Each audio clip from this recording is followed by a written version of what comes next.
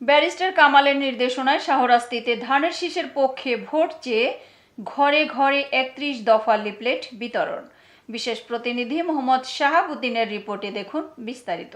চাঁদপুর ৫ হাজীগঞ্জ শাহরাস্তি আসন থেকে আগামী ত্রয়োদশ জাতীয় সংসদ নির্বাচনে ধানের শীষের মনোনয়ন প্রত্যাশী ব্যারিস্টার মোহাম্মদ কামাল উদ্দিনের নির্দেশনায় গতকাল শাহরাস্তি পৌর যুবদলের সদস্য সচিব আব্দুল কাইয়ুম রিপনের নেতৃত্বে অসংখ্য বিএনপি ও সহযোগী সংগঠনের নেতাকর্মীদের উপস্থিতিতে শাহরাস্তি পৌরসভার কয়েকটি ওয়ার্ডে ধানের শীষের পক্ষে ভোট চেয়ে সাধারণ জনগণ ও ভোটারদের মাঝে বিএনপির ভারপ্রাপ্ত চেয়ারম্যান তারেক রহমান ঘোষিত রাষ্ট্র কাঠামোর মেরামতের ৩১ দফা লিফলেট বাড়ি বাড়ি গিয়ে ঘরে ঘরে পৌঁছে দেন।